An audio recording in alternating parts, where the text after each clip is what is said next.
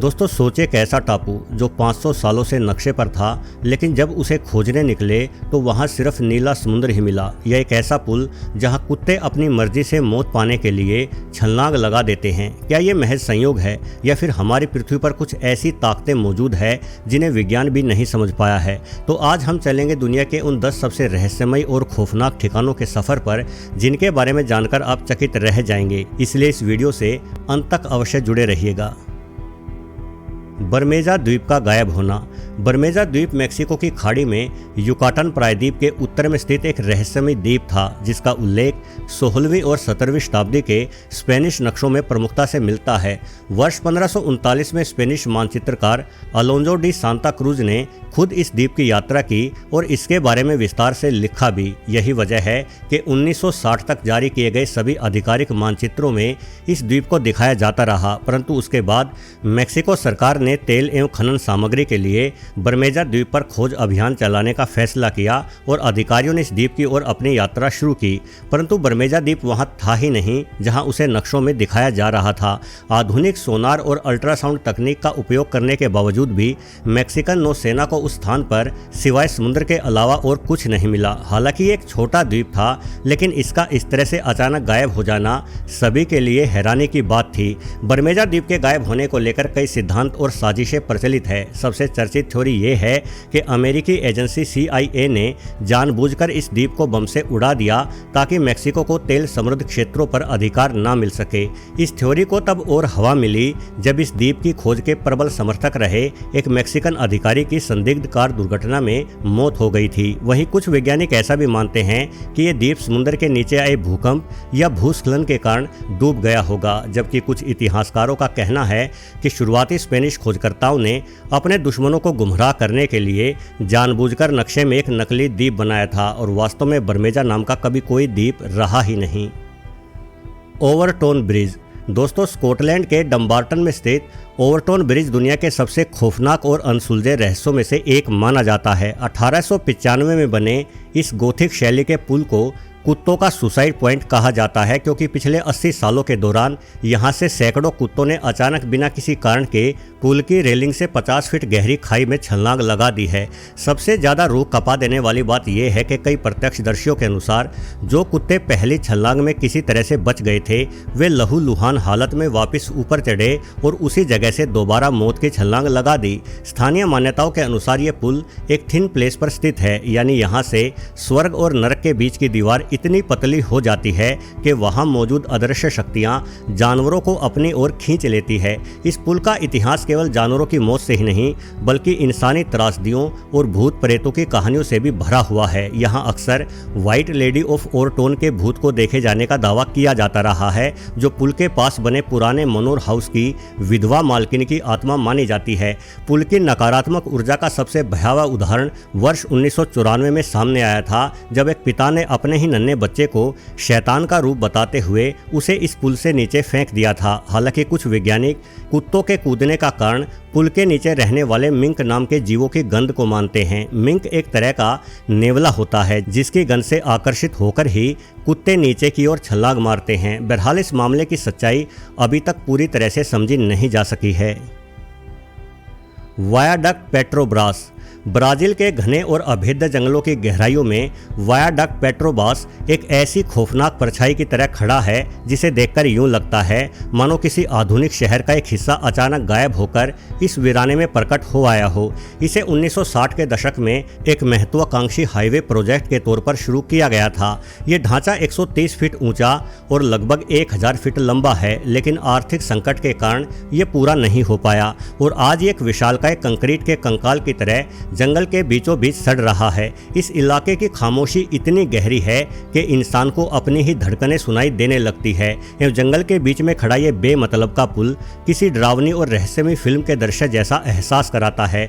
Viaduct Petrobras के आसपास के पेड़ पौधे भी बेहद डरावने हैं। यहाँ बनी अंधेरी सुरंगें, विशाल दीवारें और ऊंचे पिलर अब पूरी तरह से जंगली लताओं और झाड़ियों से ढक चुके हैं, जिससे ये महसूस होता है कि प्रकृति इस इंसानी ढांचे को जिंदा ही निगल रही है। जो साहसी पर्यटक इस स्थान पर पहुंचते हैं वो बताते हैं कि यहाँ पर हवाओं का शोर और पत्तों की सरसराहट कुछ ऐसी आवाज़ें पैदा करती है जैसे कोई अदृश्य शक्ति उन्हें यहाँ से चले जाने की चेतावनी दे रही हो। ये जगह इस बात का जीता जागता सबूत है कि जब इंसान किसी काम को अधूरा छोड़ देता है तो मामला कितना डरावना और रहस्यमयी हो सकता है। Kola super deep borehole. रूस के क्षितिज बर्फीले इलाके में स्थित कोला सुपर डीप बोरहोल महज एक गड्ढा नहीं बल्कि धरती के सीने में किया गया एक ऐसा घाव माना जाता है जिसने विज्ञान की सीमाओं को चुनौती दी है। 1970 के दशक में सोवियत वैज्ञानिकों द्वारा शुरू किया गया यह प्रोजेक्ट धरती की सबसे गहरी परतों तक पहुंचने की एक अनोखी सनक थी। इसकी गहराई 40,000 फीट यानी 12 किलोमीटर से भी अधिक है। यानी यदि आप माउंट एवरेस्ट को भी उल्टा करके इस गड्ढे में डाल दे तो भी ऊपर लगभग 3.5 किलोमीटर की जगह खाली बच जाएगी। जब रूस द्वारा यह गड्ढा खोदा जा रहा था तो जैसे जैसे मशीनें धरती के केंद्र की ओर बढ़ी, तापमान उम्मीद से कहीं ज़्यादा यानी 182 डिग्री सेल्सियस तक जा पहुंचा, जिससे मशीनें पिघलने लगी और चट्टानें प्लास्टिक की तरह व्यवहार करने लगी। अंततः 2005 में इस रहस्यमय छेद को हमेशा के लिए एक भारी लोहे के ढक्कन से सील कर दिया गया, लेकिन इसके नीचे जो अंधेरा कैद है वो आज भी लोगों के मन में सिरहन पैदा कर देता है।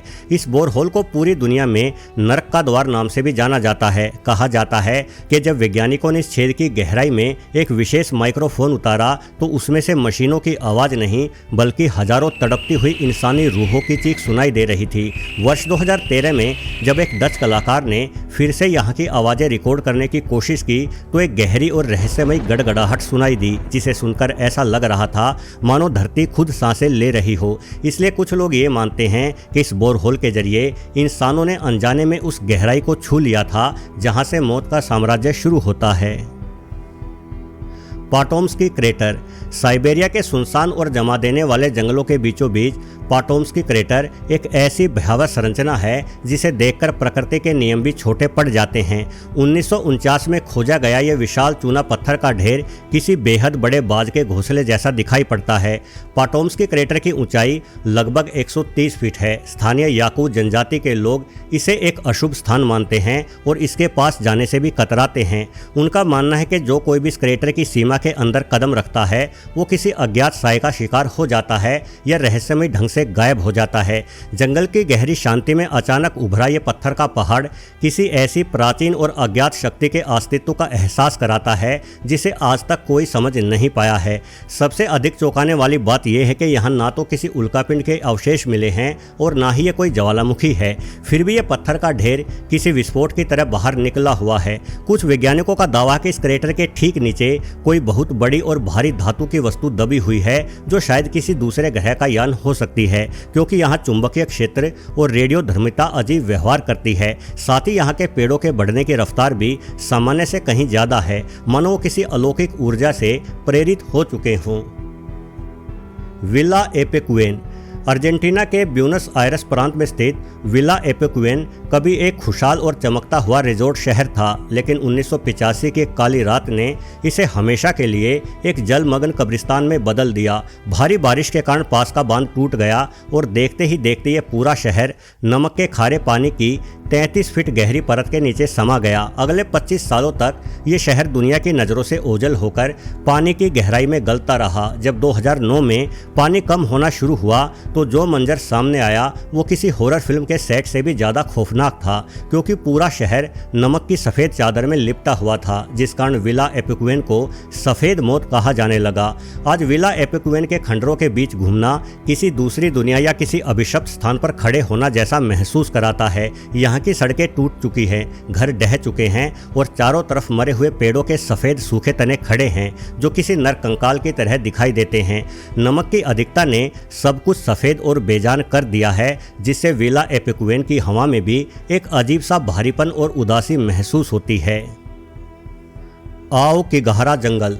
जापान के माउंट फूजी की तलहटी में फैला आओकिगाहरा जंगल, जिसे पेड़ों का समुद्र भी कहा जाता है, दुनिया के सबसे भयावह स्थानों में गिना जाता है। ये जंगल इतना घना है कि सूरज की रोशनी भी इसकी जमीन तक पहुंचने के लिए संघर्ष करती है, जिससे यहाँ दिन में भी गहरा अंधेरा और एक अजीब सी ठंडक छाई रहती है। इस जंगल के बारे में जो सबसे रहस्यमयी बात है वो ये कि यहाँ पहुँचते ही दिशा सूचक यंत्र यानी कंपास और जीपीएस भी काम करना बंद कर देते हैं, क्योंकि यहाँ की मिट्टी में ज्वालामुखी के लावे से बना चुंबकीय लोहा प्रचुर मात्रा में है। स्थानीय जापानी किंवदंतियों के अनुसार आओकिगाहरा जंगल उन भटकती हुई आत्माओं का वास है जिनकी अकाल मृत्यु हुई थी, और वे आत्माएं हवाओं में फुसफुसाते हुए राही को रास्ता भटकाने की कोशिश करती हैं। इस जंगल की खामोशी ऐसी है कि यहाँ पक्षियों की चहचहाट भी बेहद कम सुनाई देती है, जिससे माहौल और भी अधिक डरावना हो जाता है। साथ ही आओकिगाहरा जंगल को सुसाइड फॉरेस्ट के नाम से भी जाना जाता है, क्योंकि दशकों से यहाँ अनगिनत लोग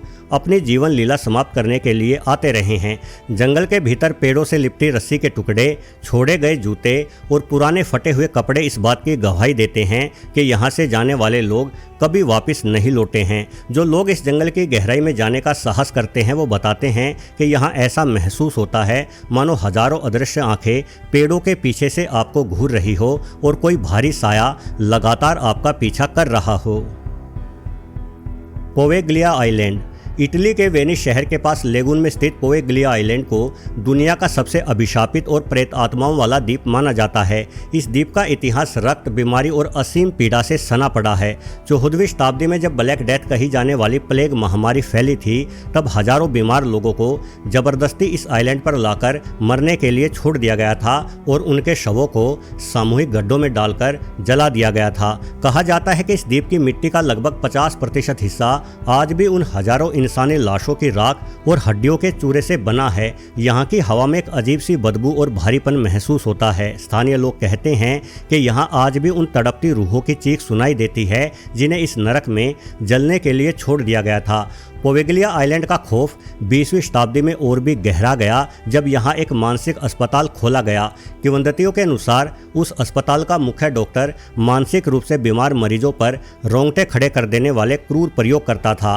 अंततः उस डॉक्टर ने भी एक रोज रहस्यमयी परिस्थितियों में अस्पताल के ऊंचे घंटाघर से कूदकर जान दे डाली। प्रत्यक्षदर्शियों का दावा है कि गिरने के बाद वो मरा नहीं था, बल्कि जमीन से निकले काले धुएं या साए ने उसका गला घोट डाला था। कुल मिलाकर पोवेग्लिया आइलैंड आज पूरी तरह से वीरान और प्रतिबंधित है। यहाँ की दीवारों से गिरता प्लास्टर और जंग लगी बेडों की कतारें एक ऐसी खामोशी पैदा करती हैं जो किसी का भी कलेजा कपा सकती हैं। जातिंगा गांव। भारत के असम राज्य की पहाड़ियों में बसा जातिंगा गांव एक ऐसा अनोखा स्थान है जो परिंदों की मौत के लिए पूरी दुनिया में कुख्यात है। यहाँ हर साल मानसून के अंत में सितंबर और नवंबर के बीच की अंधेरी रातों में वो खौफनाक घटना घटती है जिसे पक्षियों का सामूहिक आत्मघात कहा जाता है। जब आसमान में घना कोहरा छाया होता है और उत्तर पूर्वी हवाएं चलती हैं, तब हजारों की तादाद में प्रवासी पक्षी न जाने क्यों अचानक अपने सुध बुध खो बैठते हैं और वे ऊंचाइयों से पागलों की तरह गांव की रोशनी की ओर खींचे चले आते हैं एवं पेड़ों या घरों से टकराकर नीचे गिरते हुए मारे जाते हैं। ये नज़ारा ऐसा होता है मानो आसमान से बेजान परिंदों की बारिश हो रही हो, जो किसी के भी रोंगटे खड़े करने के लिए काफ़ी है। इस रहस्य ने दशकों से वैज्ञानिकों को उलझन में और स्थानीय लोगों को दहशत में डाला हुआ है। गांव के लोग सदियों तक इसे आसमान की बुरी रूहों का साया मानते हैं। उनका कहना है कि ये अदृश्य शक्तियाँ पक्षियों को सम्मोहित करते हुए उन्हें मौत के घाट उतार देती है। वहीं विज्ञान कहता है कि शायद कोहरे और तेज हवा के कारण पक्षी दिशा भ्रमित हो जाते हैं। लेकिन सवाल ये उठता है कि वो पक्षी उड़कर कहीं और जाने की बजाय सीधे कोहरे वाले क्षेत्र की ओर क्यों बढ़ते हैं। वहीं ऐसा भी नहीं है कि कोहरा सिर्फ जातिंगा गांव में ही छाता हो। वस्तुतः सर्दियों के मौसम में कोहरा तो पूरे भारत में फैला हुआ रहता है। यानी इन पक्षियों की आत्महत्या के पीछे कोई ऐसी वजह है जिसे अभी तक जाना नहीं जा सका है। Western settlement. ग्रीनलैंड की जमा देने वाली बर्फीली वादियों में बसा वेस्टर्न सेटलमेंट एक ऐसा खौफनाक ऐतिहासिक रहस्य है जहां एक पूरी की पूरी बस्ती रातों रात सन्नाटे में तब्दील हो गई थी। 14वीं शताब्दी के दौरान जब दुनिया लिटिल आइस एज की चपेट में आई थी तो वेस्टर्न सेटलमेंट में रहने वाले वाइकिंग्स अचानक ही गायब हो गए थे। पड़ोसी बस्ती के लोग जांच के लिए जब इस वाइकिंग बस्ती में पहुंचे तो उन्हें वहां कोई भी इंसान जीवित नहीं मिला, न कोई लाश मिली और न ही संघर्ष का कोई निशान था। बल्कि बल्कि उस वाइकिंग बस्ती में केवल खाली पड़े घर और जमा देने वाली बर्फीली हवाओं का ही शोर था। ऐसा महसूस होता था मानो उन लोगों को किसी ऐसी अदृश्य ताकत या बर्फीले साए ने निगल लिया हो जिसके बारे में इतिहास भी आज तक मौन है। इस रहस्य का सबसे रोंगटे खड़े कर देने वाला पहलू तब सामने आया जब आधुनिक पुरातत्वविदों ने उस वाइकिंग बस्ती के मलबे की खुदाई की।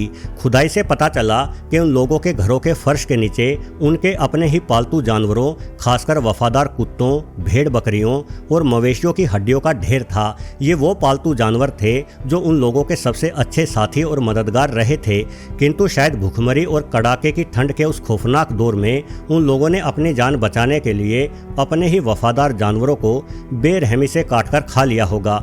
कल्पना कीजिए उस अंधेरी और बर्फीली रात की जब उन वफादार कुत्तों की चीखें उस सन्नाटे में गूंजी होगी और अंततः वहां केवल मौत की ही खामोशी छाई होगी। उस वाइकिंग बस्ती के खंडहरों में महसूस होने वाला वो डरावना मंजर आज भी उस बेबसी और मजबूरी की याद दिलाता है जब इंसानों ने भूख के आगे वफादारी को भी मार डाला था। कुल मिलाकर दोस्तों, ये सारी जगह हमें एक बात सिखाती है कि इंसान चाहे कितनी भी तरक्की कर ले, ये ब्रह्मांड और हमारी पृथ्वी हमेशा कुछ ऐसे राज दबाए रहेगी जिन्हें सुलझाना शायद सदा ही हमारे बस से बाहर की बात रहेगी। वैसे आपको ये वीडियो पसंद आया हो तो इसे लाइक करें और यदि आपने अभी भी इस चैनल को सब्सक्राइब नहीं किया तो बिना देरी किए ये कदम भी उठा लें। धन्यवाद।